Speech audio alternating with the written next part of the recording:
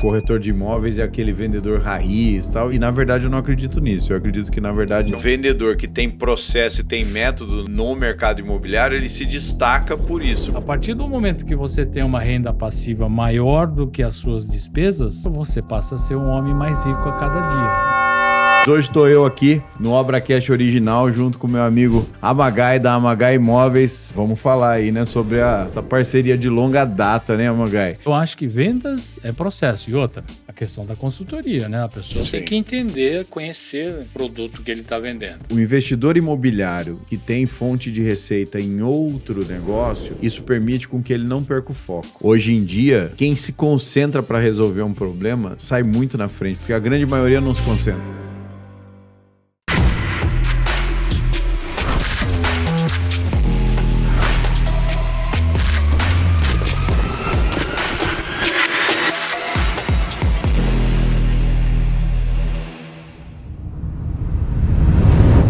Fala, construtor! Seja muito bem-vindo a mais um ObraCast. E esse é o original, hein? Que agora a gente também tem o ObraCast Especialistas, onde eu trago alguns amigos meus, parceiros especialistas em algum assunto, para a gente desenrolar sobre esse assunto. Mas hoje estou eu aqui no ObraCast original, junto com meu amigo Amagai, da Amagai Imóveis. Bem-vindo, Amagai. Obrigado. Parabéns, Evandro, pelo seu podcast, né? E eu vejo que tem muita gente seguindo você. É uma satisfação muito grande estar com você aqui. Legal. Nessa entrevista. Vamos falar aí, né, sobre essa parceria de longa data, né, Amagai? Mas antes da gente falar da data do nosso relacionamento aí, né, você tá há quantos anos no mercado? Evandro, esse ano nós completamos 31 anos. Tá. Começamos em 94, na verdade em 93. Eu advogava no escritório junto com o doutor Narita e começou assim, não é que do nada, os clientes nos procuravam para resolver problemas imobiliários, e aí uma vez resolvido, acaba alguns ficando lá para a gente cuidar deles, e aí um belo dia em 94, aquilo, assim, tomou um certo volume que acabou virando uma imobiliária. Tá. E aí, em 95, nós transformamos ela em empresa, a Amagai Consultoria de Imóveis, de 95, 27 de abril de 95, a data, inclusive, que a gente usa para comemorar o aniversário dela. Então, 31 anos já. Legal. Passa rápido, viu, Evandro? Depois nós tivemos aí a satisfação, inclusive, trabalhar junto lá, né? No empreendimento lá que você fez. Em 2007. 2007, fizemos o primeiro empreendimento da Viaplan. Isso. Em dezembro de 2007. Mas é isso aí. Bastante tempo, hein, Amagai? E antes de atuar no mercado imobiliário, você tinha um escritório de advocacia? Sim. Isso, sempre foi sua atividade, é isso? Sim. Conta um pouquinho da sua história antes da imobiliária. Antes da imobiliária. Olha, eu na verdade, eu comecei nos negócios na Feira Livre. Tá. Eu tinha, na verdade, antes da Feira Livre, o meu pai, ele plantava e aí ele levava os produtos para o Ceasa. Tá? E como ele tinha dificuldade de falar o português, ele é japonês. E eu já sou nascido aqui, sou brasileiro, e desde pequeno, conversando português, agora mesmo estava comentando com você, e com os meus pais eu conversava em japonês. Então, para ele suprir essa dificuldade de falar o português, me levavam no Ceasa. Tá. Então, eu já acompanhava ele no Ceasa, fazendo as traduções, enfim. Eu acho que ali eu aprendi a negociar. Aí um belo dia, com 14 anos, assumi já para fazer a Feira Livre. Depois eu já continuei no atacado, no Ceasa. E aí eu fiquei um bom tempo, 12 anos, trabalhando com produtos hortifruti. Tá. E aí em 91 me formei e aí eu fui trabalhar nessa área da advocacia. Entendi. E aí com o passar do tempo virou negócio imobiliário e aí foi. Entendi. Mas o direito você atuou só nesse período. Depois que assumiu a imobiliária, o escritório de advocacia virou segundo plano. Sim, o contencioso sim, mas a parte do direito imobiliário, eu sempre gostei, Tá acompanhei. muito envolvido, né, Sim, no imobiliário, né? sim. Traz muito... E hoje não atuo no contencioso, mas nessa parte de assessoria, né? Entendi. Para a gente evitar os problemas que a gente sabe que tem, principalmente imóveis de terceiros, pode acontecer problemas de um contrato mal feito, o vendedor com algum problema de inadimplência, por exemplo, isso ser, inclusive, anulado, né? Tem vendas que são nulas, né? Tá. Então, para a gente evitar isso, desde aquela época eu sempre tomei muito cuidado nesse sentido aí. E isso sempre fiz questão de acompanhar e estar atualizado. Sim, sim. Então, e hoje, qual que é o tamanho da equipe? Porque assim, vamos lá, a gente trabalhou junto entre 2007 e 2017, né? Foram os 10 anos que eu atuei em Jacareí. E eu sempre reparei, né, que você sempre foi um cara muito de processo, né? Você sempre foi um cara que, né, vamos dizer assim, até uma das coisas que a gente vai conversar aqui hoje, aquela mística, né, aquele negócio que diz que o corretor de imóveis é aquele vendedor raiz e tal, e na verdade eu não acredito nisso. Eu acredito que na verdade é um vendedor que tem processo e tem método no mercado imobiliário, ele se destaca por isso, porque a grande maioria quer ir só no argumento, né, e não é bem assim, né? Não tenha dúvida, é processo. Eu nunca reparei nisso de questão de processo, mas sempre gostei. Sim. A nossa equipe hoje, a parte administrativa, nós temos aproximadamente 30 pessoas trabalhando na administração, entre recepção, e uns 40 corretores que eles são autônomos, né? Tá. Então, esse número varia um pouco, mas em média de 40 eu tenho mantido lá. Sim. E o que você disse, vendas, eu acho que vendas é processo. E outra, a questão da consultoria, né? A pessoa tem que entender, conhecer o produto que ele está vendendo. Sim. Isso eu acho o principal.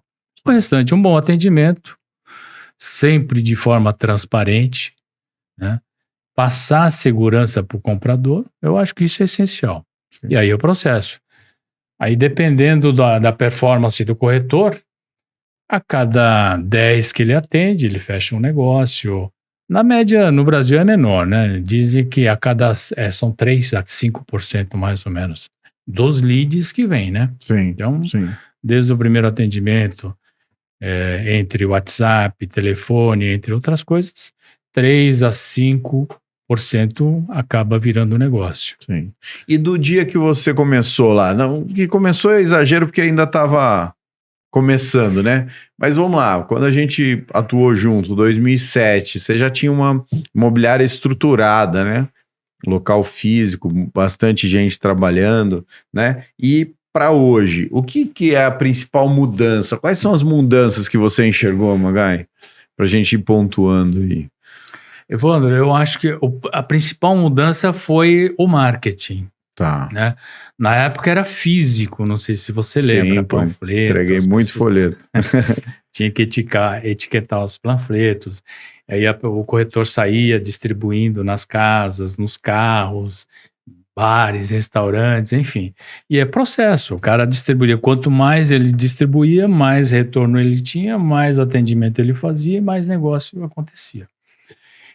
Isso mudou, hoje é muito digital, né? Mas é uma coisa também muito recente, né? Sim. Quando eu fui fazer, já faz uns 10 anos que eu fiz uma pós-graduação em gestão de marketing, a questão digital estava começando ainda. As empresas tinham medo de entrar nesse processo, até porque... não sabia se dava resultado. E tinha os haters desde aquela época lá que, né?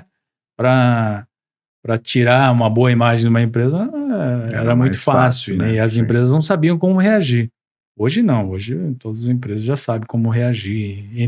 E eu acho que o mercado também já conseguiu ver comentários de pessoas prós e contras e os haters pessoas que eles não têm a menor noção, né? Exatamente, só estão reclamando por reclamar, né? Fala mal e escrevem coisas assim que ele talvez nem passaria na mente dele num boteco de fogo. Sim. E aí ele acaba escrevendo certas besteiras aí, que eu acho horrível isso aí, né?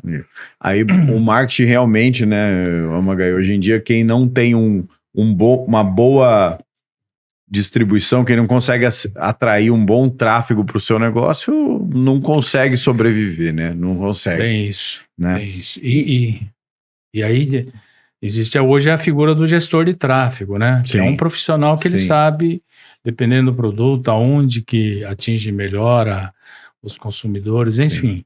É uma área profissional. E o perfil do corretor, né? Eu também enxergo que assim, a gente tem uma grande vantagem, que é o corretor que já se adaptou. A gente tem ainda aquele corretor que fala assim, putz, não tô arrumando nada para fazer, então vou virar corretor, vou virar vendedor, né? Existe aquele que acha que vai ficar rico em um mês, ou seja, como é que tá esse preparo, assim? Como é que você lida com essa situação hoje em dia? Evandro, eu costumo falar nos treinamentos com os corretores que o corretor também, ele, como outras profissões, você leva tempo para ter maturidade, Sim. né?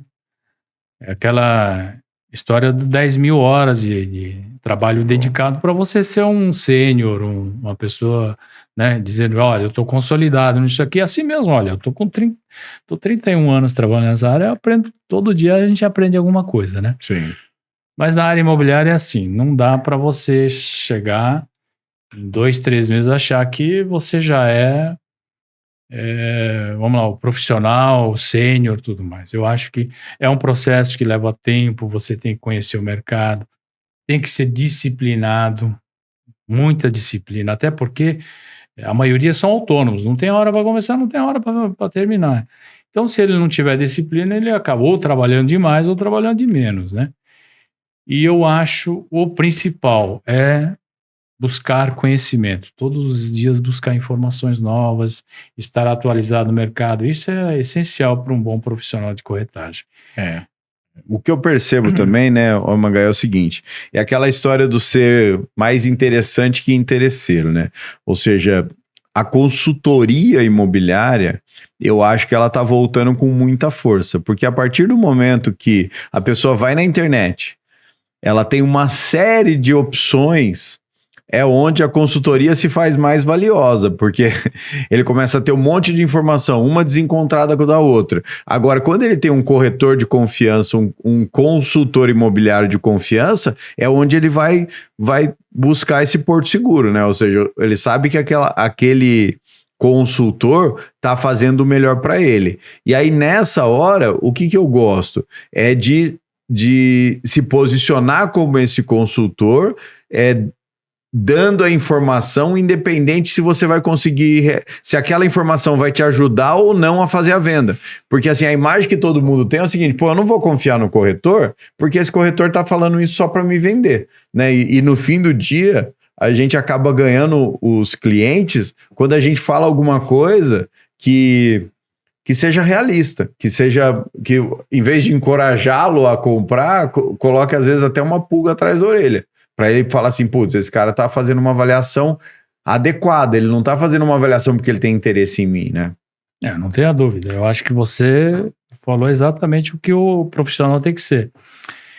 Ele tem que ser um consultor, ele não tem que vender aquele produto a qualquer custo, né? Nem deve, ele tem que verificar se aquele produto é adequado para as necessidades do cliente. Evidente que aí o gosto pessoal, eu acho que o corretor não tem que interferir nisso aí. Sim. Mas qualidade do produto, ver se o produto, se o imóvel tem os benefícios que o casal ou a família está precisando, por exemplo, né?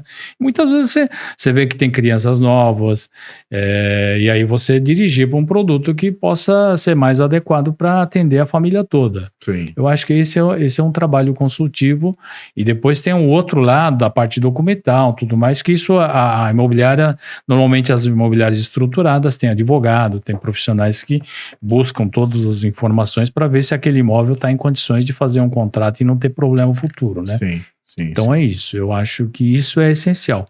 Agora,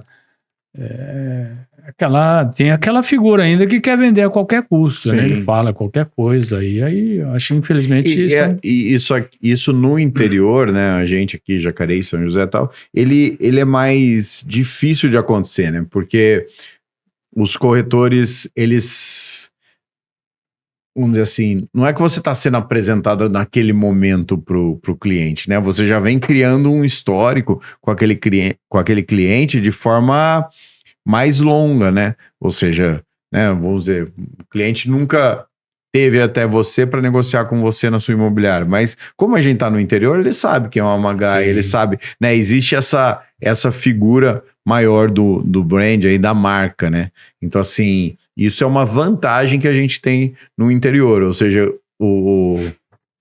vamos falar assim, o picareta acaba tendo vida curta, né? Essa que é a verdade. Ele vende uma vez, mas aí vendeu para um cara na família. Já vendeu errado, ele já tem dificuldade em se manter, né?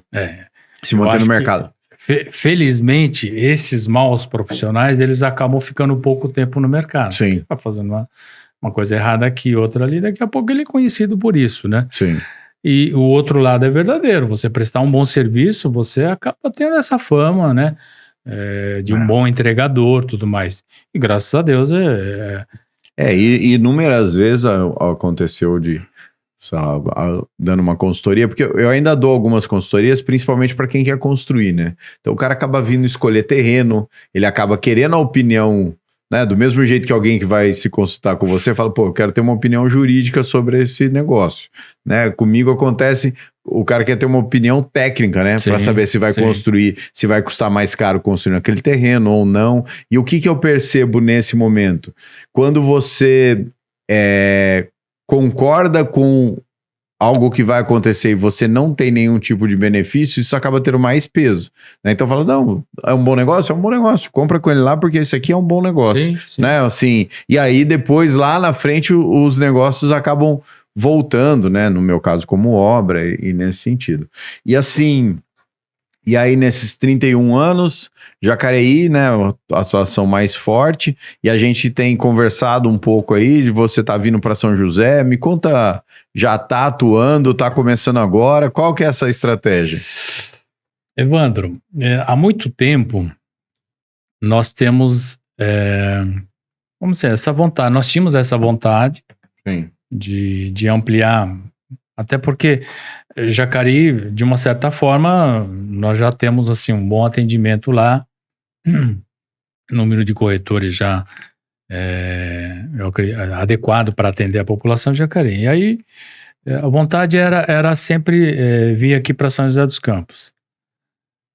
E a grande dificuldade sempre foi assim, você montar equipes, né, para abrir novas unidades. Isso eu acho que todas as imobiliárias e os negócios em geral tem essa dificuldade. Então, primeiro, você tem que ter um bom processo e uma boa equipe de trabalho.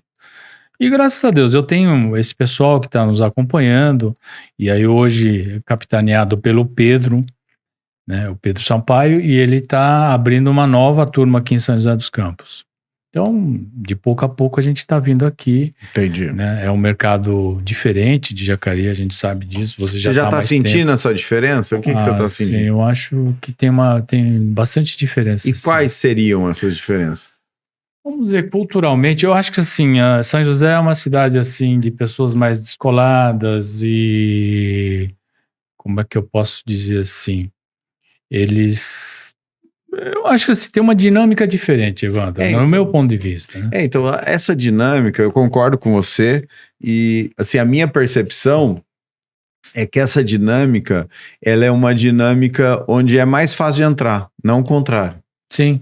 Por quê? Sim. Porque eu acho que o joseense, como tem muita gente de fora, ele vai valorizar o teu serviço, os teus valores, o atendimento que você está dando, mas ele não vai valorizar tanto o seu histórico, porque ele também não tem histórico aqui, né? Ele também está chegando agora, né? Então assim, é muito mais comum para mim ter um cliente que está há 4, 5 anos na cidade, do que um cliente que nasceu na cidade. Sim. Você entendeu? Então, assim, isso faz com que ele não valorize tanto essa questão do tempo de casa. Mas a dinâmica realmente é diferente. Outra dinâmica que é importante, que é bem diferente, que eu acho aqui, ô Magai, é a questão de você escolher uma região, né? Porque eu brinco que São José são 4 quadrantes. Né, assim, na verdade, existem 4 cidades de 200 mil habitantes. Não é uma cidade de 800 mil habitantes. Então, assim, existem empresas nichadas na Zona Oeste, na Zona Sul, na Zona Norte, né? Então, assim, na Zona Leste. Então, cada empresa consegue atuar de forma... Então, essa entrada também, você não precisa entrar com que todo mundo conheça o teu trabalho, né? Sim, né? A gente tem... Assim, Eu tenho essa consciência, a equipe tem essa consciência. E qual região que você pretende trabalhar mais? O escritório nós abrimos aqui no Aquários, no Tá. Centro Empresarial Aquários de Alborlã. Nós estamos com uma sala lá. E dali a gente vai começar a prospectar. Começar por essa região. Isso, por essa região. Entendi. E aquela região também seria a Zona Sul, Tá. onde eu tenho bastante amigos e conhecidos, também provavelmente a gente vai conseguir atender uma parte lá. A colônia. A colônia tá lá. Não só a colônia, mas tem bastante amigos lá. E assim, realmente a Zona Oeste é a zona que a maioria das imobiliárias, das construtoras estão inseridas, né? Mas todas as regiões aqui em São José estão crescendo muito, né? Outro dia a gente estava conversando com o prefeito aqui no podcast e era exatamente isso, ou seja, a MRV vai levar 10 mil unidades lá para perto do Parque Tecnológico, né? A prefeitura tem toda uma contrapartida, aquilo que você vai chegar lá no Parque Tecnológico sem passar pela Dutra. Então tudo isso vai levar um desenvolvimento para essa outra região, né, que não tem como não acontecer. Evandro, 10 mil unidades, você leva aí a média de 3,7 ou 3,8 por unidade hoje, são 35, 40 mil habitantes. Exatamente. É mais que uma cidade, muitas cidades do Brasil, né? Exatamente. E é muito legal. E outra coisa do viário, né, que eu acho que a gente, né, que tem relação com o Jacareí, está sofrendo um pouco ali com as obras da Dutra, mas aquela interligação ali pela Unip deu uma aliviada boa, né? Assim. Eu venho quase todos os dias para São José dos Campos, né? Tá. Até final de semana. Né? E a gente tem. Não é trabalho, né? Eu senti a diferença. A diferença. Entendi. Quando você vai voltar, assim, aquela hora do rush, por exemplo, hoje está mais tranquilo. Você vai... Né? Eu acho que agora, terminando a Nova Dutra, entregando as obras delas aí fica tranquilo. Aí vai ficar tranquilo, até porque você não vai nem conseguir pegar a Dutra, né? Você vai ter que vir pela Marginal mesmo, né? Eu acho que é isso que vai acontecer. E lá você trabalha mais com foco em terceiro, em lançamento, em locação, aluguel? O que é o seu foco? Como é que você compõe essa estrutura de uma imobiliária? Hoje nós estamos bem focados e equilibrados entre vendas de terceiros, né, de imóveis usados, e locação. Tá. Lançamento, nós já tivemos um foco maior, agora mais tranquilo. A gente ainda trabalha com lançamento, né? Mas é uma área muito interessante. Precisa ter lançamento. E lançamento, a equipe de lançamento, você trabalhou muito tempo isso aí. O corretor de lançamento, ele não é corretor da imobiliária, né? Sim. Tem um lançamento, ele vem para a imobiliária, trabalha aquele produto, depois, acabando aquele empreendimento, ele vai no outro, né? Então isso é natural. Sim. Então tem altos e baixos nessa área de lançamento. Mas você tem um foco grande, continua com um foco grande na locação. Locação. E locação, assim, ao longo do tempo, ela veio crescendo e hoje passou a ser um negócio importante para nós. Entendi. Assim como venda de terceiro, e locação é importante. Eu lembro muito, lá atrás você me falou um negócio que era verdade, né? Que é verdade, assim, que você já sabia, mas eu fiquei atento depois que você falou, né? O investidor de locação, ele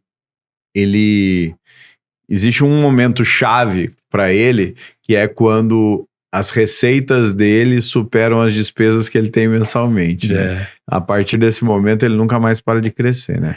Vamos dizer assim.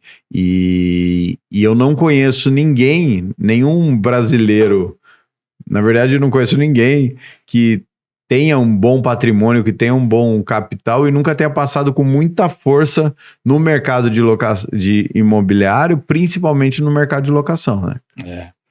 Olha, eu sempre digo que negócios imobiliários, investimento imobiliário, Evandro, eu acho o mais seguro. Sim.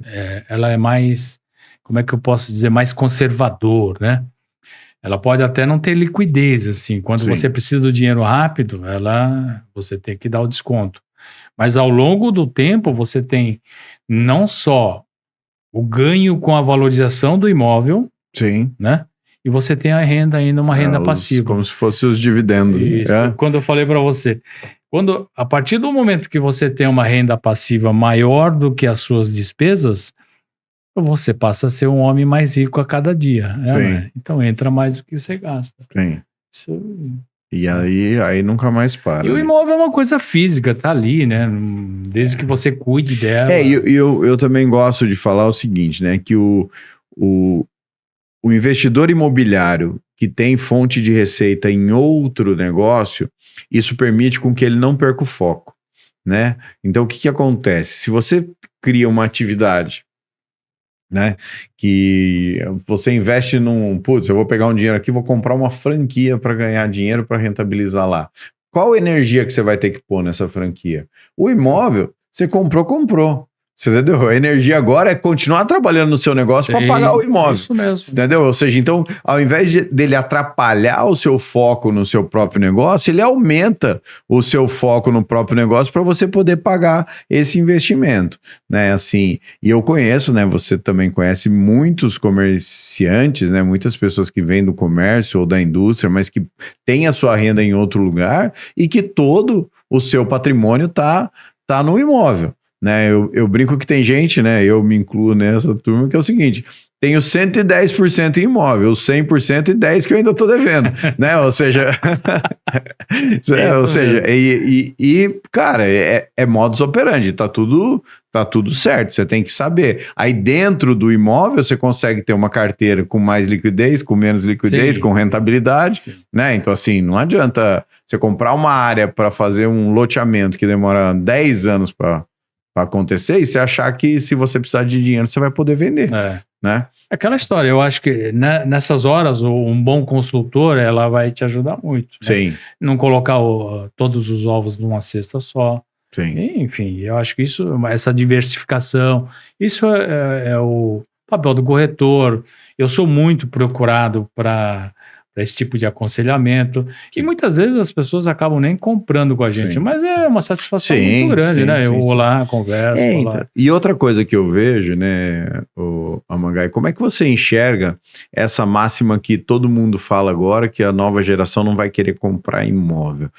Essa nova geração, ela não vai querer comprar imóvel, ok, beleza, mas ela vai precisar morar. A hora que ela precisa morar, alguém tem que ser o proprietário desse imóvel. Sim. E aí o que eu percebi? Muitos investidores que antes eram focados em mercado só de pontos comerciais, galpões, esse tipo de coisa, estão virando o jogo para o residencial, porque o residencial passou a pagar tão bem quanto o comercial. Como é que você enxerga esse momento? Acho que são duas coisas aí. Uma, de fato, existe jovens mais descolados que estão ganhando bem, trabalhando principalmente na área de informática, digital, entre outras coisas, que ganham bem e eles estão descolados e ao invés de investir dinheiro num apartamento, eles querem ter uma qualidade de vida melhor, viajando, muita gente trabalha à distância, tá? Eu acho que existe um nicho aí, né?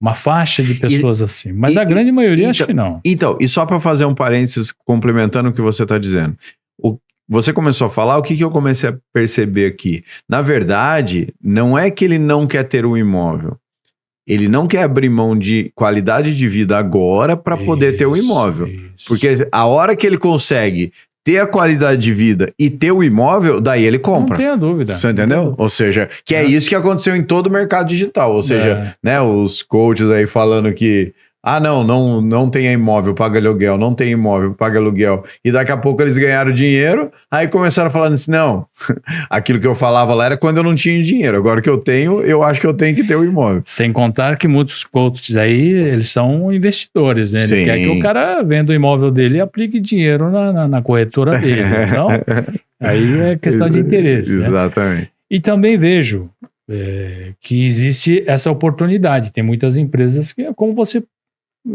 disse aí, passou a investir mais em prédios de locação. Sim. Hoje tem empresas construtoras que estão focadas em locação. Sim. Né? Então Sim. existe essa faixa assim. Mas a grande maioria, eu acho que ele vai querer comprar o seu imóvel próprio. Sim. Que é uma segurança, né? Um porto seguro. Sim. Por mais que você viaje, você quer ter um lugar para você chegar e voltar e, né? Ter conforto, é isso. E eu acredito que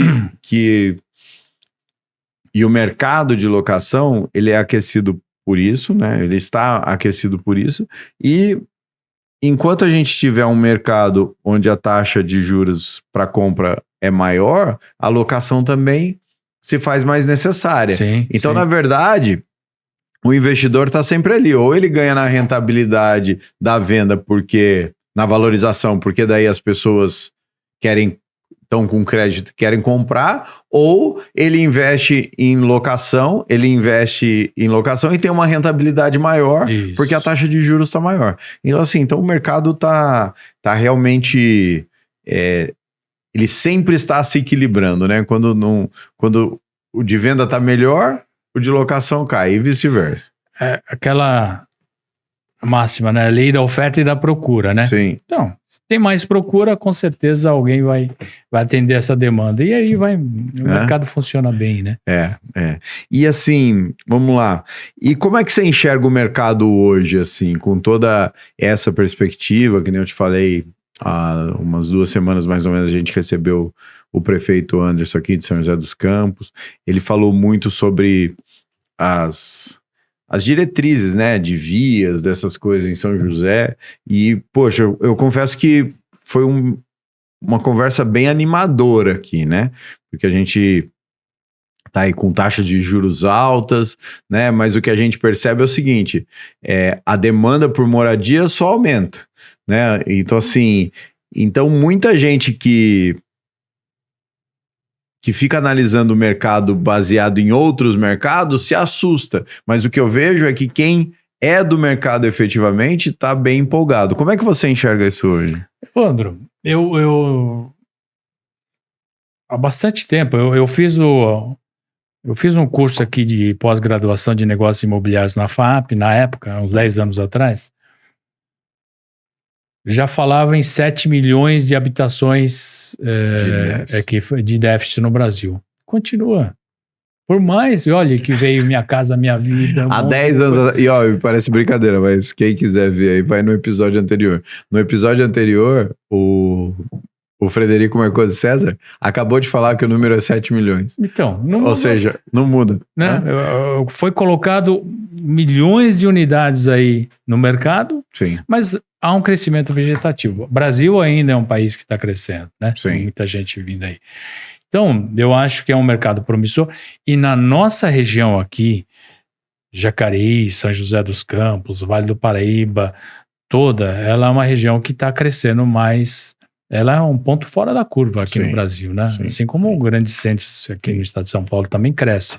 É o que o pessoal fala, né? Não é uma via, é uma esquina, né? Você tá na ponta aqui de tudo. Você tá próximo para São Paulo, próximo pro litoral, próximo para a Serra, no caminho, no eixo Rio-São Paulo. Ou seja, não tem como. E com esse crescimento, tanto da nossa região metropolitana como um todo, como o crescimento de São Paulo, a verdade é que a gente tá cada vez mais perto de São Paulo. Com certeza. Né? Ou seja, não tem mais... É muito mais comum as pessoas estarem aqui, morarem lá e assim por diante, né? É assim, eu também sou um grande entusiasta do momento que a gente vive aí. Eu acredito que essa demandada que acaba acontecendo quando a taxa de juros sobe do mercado imobiliário, o histórico diz que isso é um efeito manada e que quem se mantém no imobiliário colhe depois, né? Porque o imobiliário, a curva é muito longa. Sim. Ou seja, quando todo mundo voltar, vai precisar de produto. E aí quem tiver produto, quem tiver preparado vai embora. É isso mesmo. Né? Porque depois, a hora que começar a demanda e você começar a correr atrás, porque negócio imobiliário, Evandro, você leva 3, 4 anos, né, um empreendimento. Sim. Então é isso. Você tem que estar preparado, já com os projetos aprovados, enfim. E agora, uma pergunta que eu gostaria de te fazer é o seguinte. Você é um jogador de golfe, certo? O golfe é um esporte diferente de todos os outros, né? É um esporte que, pelo menos, eu não jogo golfe, mas eu vejo... Tô sempre convidando você, isso aí. Mas eu vejo que ele é um esporte diferente, ele é um esporte de rotina, ele é um esporte de dedicação, ele é um esporte de estratégia, né? Assim, e como é que isso te ajuda, né? Porque assim, vamos lá, todo mundo que está no esporte vive competição, vive isso, vive aquilo, a hora que leva para a vida empresarial, acaba tendo uma performance boa. Como é que ele te ajuda na... Olha, o golfe, primeiro é disciplina, né? Disciplina. Todo esporte eu acho que é disciplina, Sim. né? Não tem... Segundo é concentração. Você tem que estar bem concentrado para você jogar bem. E estratégia, né? Aquela batida errada que você dá, você tem que chegar lá, verificar qual a sua posição, o que você tem em frente e montar uma estratégia de jogo, né? E é isso, eu acho que isso... Bom, primeiro, é uma diversão gostosa. É o que você falou lá, né? Quem vai jogar golfe não volta. O que eu falei pra você, eu vou falar pra todo mundo aí. O que é? Eu falei, cara, eu só vou pro golfe a hora que eu não estiver mais praticando outro esporte, porque eu nunca vi ninguém ir pro golfe e depois largar. Ou seja, vai pro golfe e larga o resto, só fica no golfe. Então, eu acho que é um divertimento. Você se desestressa. Tem o estresse do jogo, mas é diferente, cara. Sim. Né? Você trabalha a semana inteira, vai sábado e domingo, joga lá, descansa bem a mente. Acho que isso tudo... E outra, você tem, sim, o relacionamento é muito interessante, bastante amigos, né? Sim. Apesar que todo esporte tem isso. Todo esporte traz isso aí, né? Mas de tudo que você me falou, eu acho que foi bom ter feito a pergunta, porque eu acho que o aprendizado, eu acho que é a concentração, sabia? Eu acho que hoje em dia, né? Quem se concentra para resolver um problema sai muito na frente, porque a grande maioria não se concentra, né? A grande maioria não tem o foco de falar assim, não, agora o momento é esse aqui, nós temos que, no meu caso lá, nós temos que entregar essa obra, então, cara, nós vamos concentrar todas as energias aqui nesse momento de entrega, ou nós precisamos finalizar esse projeto, e você vê que muita gente fica rodando um monte de prato, mas não termina nada, né? Vamos dizer assim, essa concentração é algo que hoje falta nos profissionais, né? Eu sempre costumo dizer, foco, mesmo, olha, na área imobiliária, quem faz locação e gerencia a equipe de locação, ele tendo foco na locação, ele tem um resultado bem melhor. Assim como na venda de terceiros e lançamento. São estilos diferentes de trabalhar, né? E lançamento, produto também. Você tem que ter foco no produto, né? Isso faz a diferença. Agora, aquela pessoa que roda um monte de prato, realmente acaba não entregando muita coisa, né? Então, foco. E o que eu vejo hoje em dia, né, Magai? Existem tantas oportunidades, existem tantas facilidades. Vamos imaginar que hoje você sou um corretor lá, certo? Que consigo receber leads. Cara, se eu acordar cedo, né? E trabalhar o dia inteiro fazendo o que tem que ser feito, não tem como não ter resultado. A grande dificuldade hoje é que as pessoas se distraem ou com as distrações mesmo, ou com as oportunidades, né? Então aquelas não falsas oportunidades, mas eu brinco que é o seguinte, cada escolha é uma renúncia. Quando eu escolhi ir para um lançamento e trabalhar aqueles 30 dias naquele lançamento, não adianta ficar pensando no próximo lançamento. Você tem que ir lá e tem que trabalhar nesse, né? Se eu decidir ir para uma imobiliária e trabalhar com locação, não adianta eu falar assim, nossa, esse cara aqui veio para locação, mas ele está na dúvida se vai comprar ou vai alugar. Cara, não adianta. Porque quem está na dúvida se vai comprar ou vai alugar, não vai fazer nenhum dos dois. Ele só vai fazer um dos dois quando ele tiver certeza. Isso mesmo. E aí ele já não tá mais nesse momento, né? Então, assim, eu vivo muito isso lá com a parte do cliente que tá entre comprar um terreno ou comprar a casa pronta, né? Porque, assim, o que eu costumo dizer, ô Magai, é o seguinte, existe o comprador, todo mundo quer comprar um terreno e construir. Só que tem alguns que querem por economia, tem outros que querem por customização e tem outros que querem por prazo. Aí, na verdade, ele não quer abrir mão do prazo. Então, o que eu brinco é o seguinte, cada escolha uma renúncia.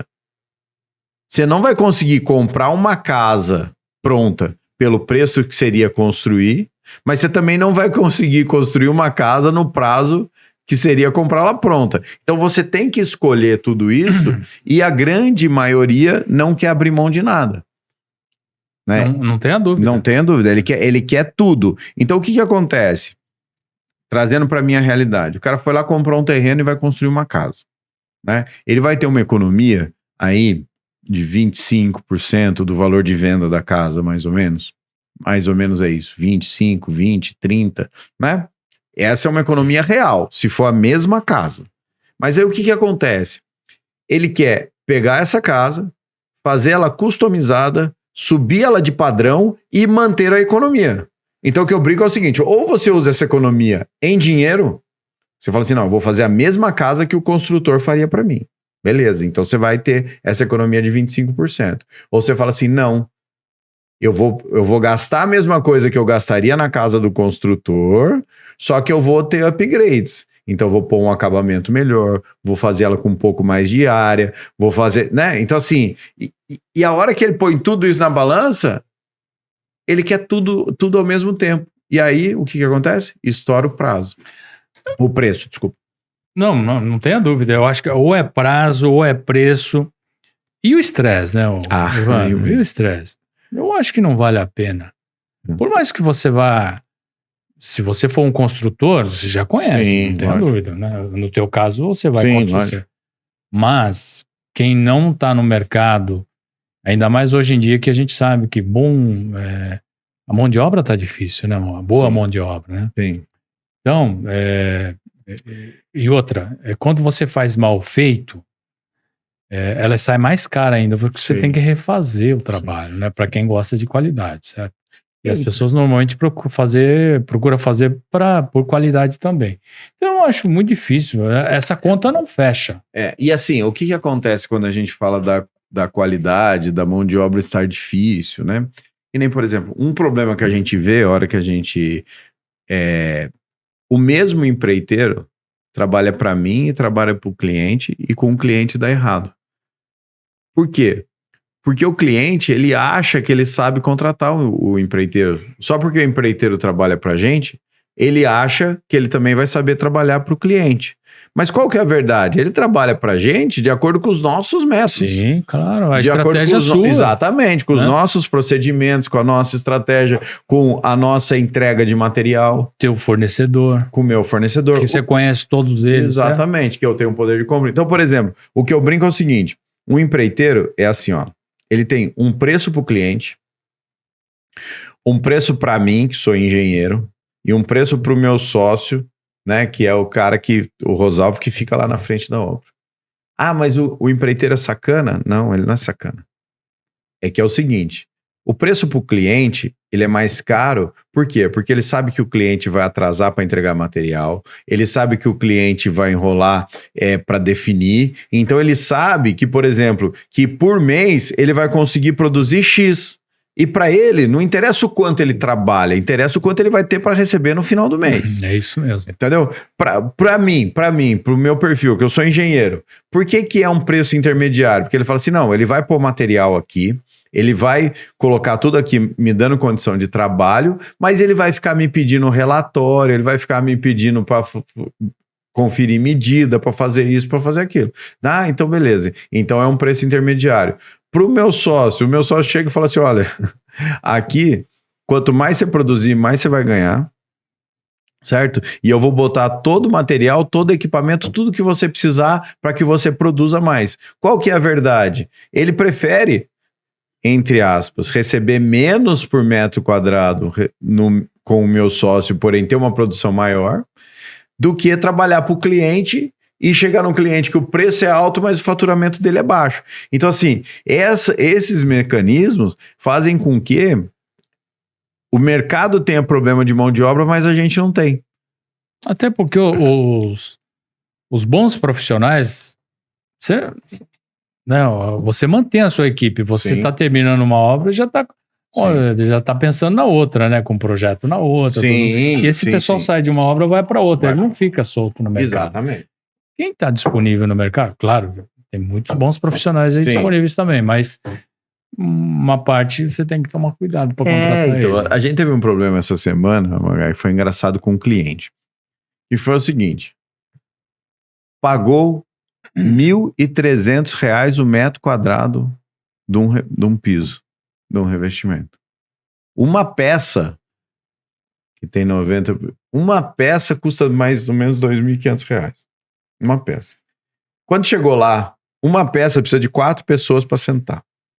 Porque é com ventosa, com isso, com aquilo. Beleza? Beleza. Aí, um assentamento de porcelanato custa, sei lá, por exemplo, R$80. Quando chegou o cara para dar o valor do assentamento desse, pediu R$300. Ela falou, não, mas é por metro quadrado? Eu falei, cara, mas são 4 pessoas, cara. São 4 pessoas. Se o cara quebrar uma peça dessa, você entendeu? E assim, e deu toda a discussão e saiu como errado o prestador de serviço que cobrou R$300 o metro. Falei, cara, que você que tá errado em comprar um revestimento que você acha caro para sentar. Agora, não adianta você comprar sei lá, vou levar aí pro mundo do barco, por exemplo. Não adianta você ter um barco de 20 pés e achar que a marina de 40 custa a mesma coisa. Não tem jeito. Ou seja, o cuidado é outro, o negócio é outro. É tudo diferente. Até o marinheiro Exatamente. Mas é isso, Amagai. E assim, as expectativas para São José são boas, então? Eu tô bastante otimista aqui, né? Claro que a gente está no início da montagem da equipe e tudo. E outra é um desafio, né? Eu gosto de desafio, uma coisa nova. O que a gente fez, né? O nosso escritório da parte comercial é lá no mesmo prédio que você. O que a gente fez foi realmente montar um processo de vendas diferente. Entendeu? Eu acho que o momento agora ele requer ele tem uma possibilidade da gente ter, já que você está fazendo uma mudança, já mudar mais algumas coisas, né? Ou seja, fazer realmente um atendimento mais digital, né? Um pré-atendimento para conseguir qualificar o lead, né? Ou seja, para a gente conseguir fazer o quê? Para você conseguir fazer o quê? Chegar o centroavante lá, o camisa 10, chegar para ele só o cliente redondo, só a bola redonda, né? Então é isso que é importante conseguir reestruturar. Porque eu vejo que a minha percepção é que o mercado imobiliário vai ter uma grande mudança em relação à mão de obra. A minha percepção é que aquele corretorzão, a moda antiga, não, deixa comigo, doutor, eu acho que esse cara tem vida curta. Eu acho que em tudo, né, essa parte da profissionalização, ela tá andando aos passos largos. E outra coisa que eu falo também,